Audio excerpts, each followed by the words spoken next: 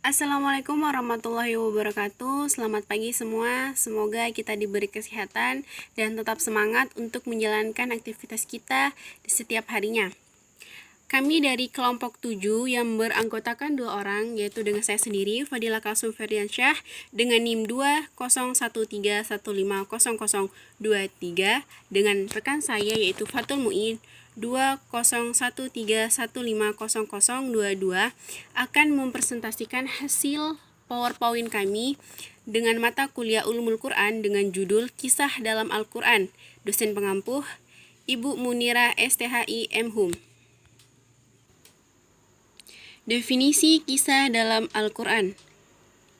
Secara sistematik, kisah berarti cerita atau hikayat. Dapat pula berarti mencari jejak dan menceritakan kebenaran. Kisah menurut istilah ialah suatu media untuk menyalurkan tentang kehidupan atau suatu kebahagiaan tertentu dari kehidupan yang mengungkapkan suatu peristiwa atau sejumlah peristiwa yang satu dengan yang lainnya saling berkaitan, dan kisah harus memiliki pendahuluan dan bagian akhir. Menurut salah satu ulama Indonesia, yaitu Hasbi As-Siddiqi, mendefinisikan kisah ialah pemberitaan masa lalu tentang umat, serta menerangkan jejak peninggalan kaum masa lalu. Macam-macam kisah dalam Al-Quran. Macam-macam kisah dalam Al-Quran pertama ditinjau dari sisi pelaku. Manna At-Taqotan membagi kisah-kisah Al-Quran dalam 3 bagian, yaitu kisah para nabi terdahulu. Nah, bagian ini menyangkut ajakan para nabi kepada kaumnya, mukjizat-mukjizat dari Allah Subhanahu wa taala yang memperkuat dakwah mereka, sikap orang-orang yang memusuhinya, serta tahapan-tahapan dakwah, perkembangannya, dan akibat yang menimpa orang beriman dan orang-orang yang mendustakan para nabi. Contohnya kisah Nabi Nuh, Nabi Ibrahim, dan Nabi Musa. Yang kedua, kisah yang berhubungan dengan kejadian pada masa lalu dan orang-orang yang tidak disebutkan kenabiannya, seperti kisah nabi orang-orang yang keluar dari kampung halamannya, kisah Tahlut dan Jalut, dan kisah anak-anak Adam, serta kisah penghuni goa. Yang ketiga, kisah yang terjadi pada masa Rasulullah SAW. Misalnya, kisah Perang Badar dan Perang Uhud dalam surah Ali Imran, dan Perang Hunain dan Tabuk dalam surah At-Taubah.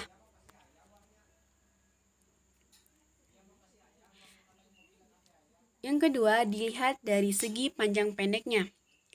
Dilihat dari segi panjang pendeknya, kisah-kisah Al-Quran dapat dikelompokkan menjadi 3 macam. Yang pertama, kisah panjang. Nah, maksud dari kisah panjang ini ialah kisah atau ayat yang menceritakan suatu kisah dalam satu surah yang hampir seluruhnya itu menceritakan kisah tersebut. Contohnya seperti kisah Nabi Yusuf dalam surah Yusuf yang menceritakan dari masa kanak-kanak, dewasa, hingga memiliki kekuasaan. Kisah yang lebih pendek dari sebelumnya. Kisah tentunya yang akan lebih pendek dari kisah panjang tadi. Nah, contoh dari kisah ini yaitu kisah Maryam dalam surah Maryam, serta kisah Nabi Adam dalam surah Al-Baqarah. Kisah yang lebih pendek atau kisah pendek yaitu kisah yang jumlahnya kurang dari 10 ayat. Misalnya, kisah Nabi Hud dan Nabi Lut dalam surah Al-A'raf, dan kisah Nabi Saleh dalam surah Hud. Faedah atau pembelajaran kisah-kisah dalam Al-Quran. 1. Menjelaskan asas-asas dakwah menuju Allah dan menerangkan pokok-pokok syariat yang dibawa oleh para nabi. Wa ma arsalna min qablika min rasulin illa nuhi ilaihi an fa'buduni. 2.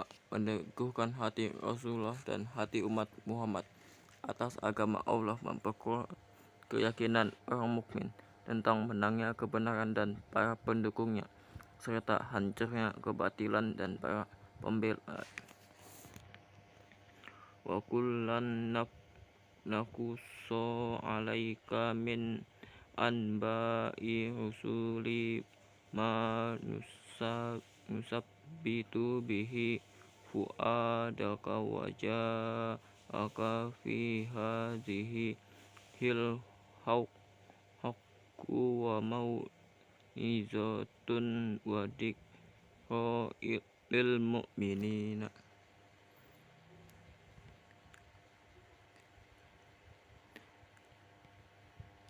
3. Membenarkan para nabi terdahulu, menghidupkan kenangan terhadap mereka, serta mengabadikan jejak dan peninggalannya. 4. Nampakkanan kebenaran Muhammad dalam dakwahnya dan apa yang diberitakannya tentang hal ihwal orang-orang terdahulu sepanjang kurun dan generasi. 5. Menanamkan pendidikan akhlakul karimah, karena kisah-kisah teladan dapat meresap dalam hati nurani, mendidik kita supaya meneladani kisah-kisah yang baik dan tidak mencontohi sikap yang buruk diperagakan oleh orang-orang kafir, munafik dan musyrik dalam kisah-kisah tersebut. Sekian presentasi dari kami. Akhirul kalam. Assalamualaikum warahmatullahi wabarakatuh.